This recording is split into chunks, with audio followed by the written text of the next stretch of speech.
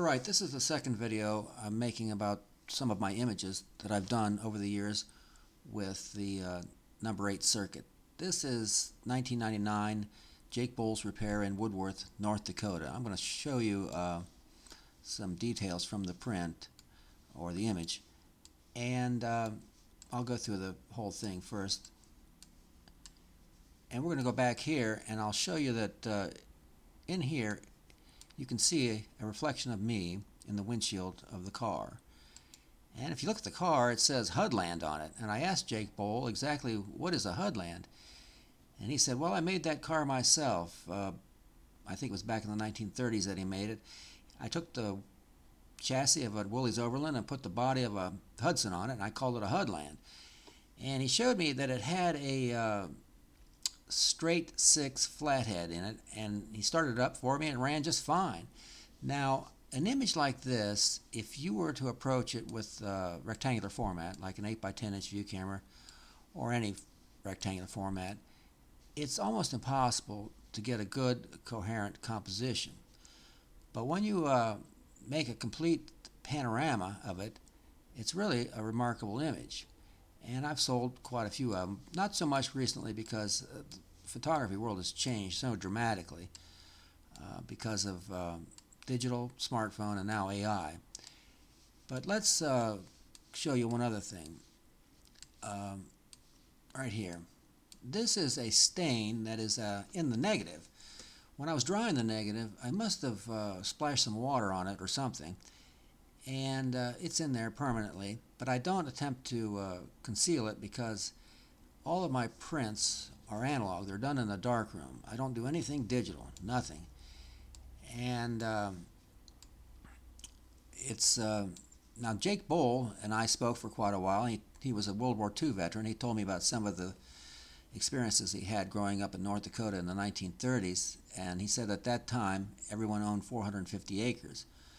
And of course today that's nothing. Everybody farms between 5 and 10,000, and I spoke to one guy who said many of his neighbors are moving to Brazil where they can farm 100,000 acres and pay people $12 a day.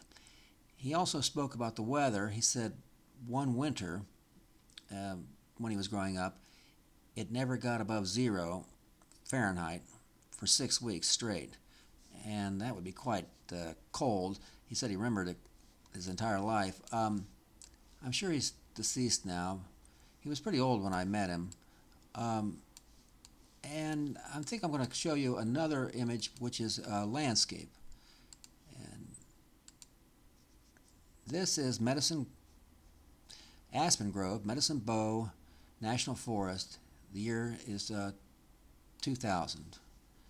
Now this one, I'll go through it briefly here. You can see it's a full 360 right there, and if we zoom in, you can see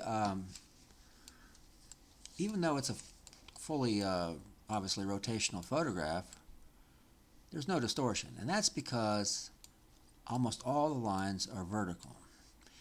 And I'll show you eventually in some other prints, but distortion occurs primarily with horizontal lines. When you approach something like this, there might be, it's not exactly the same as you see it, but it's totally, seems totally natural. And this is, I've done quite a few groves of trees, and I think that this is one of the best ones. And I've done groves of pines and other tree farms and so on.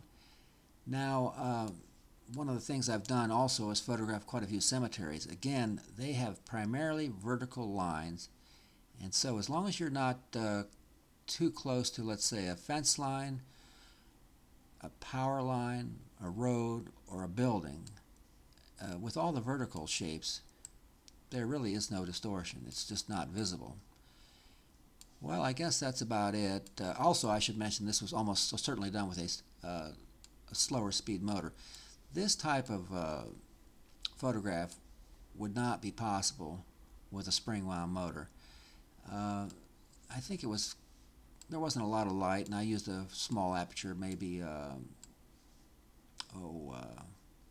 f32 or so, and I probably used around 4 seconds or so. All right, well, thanks for watching.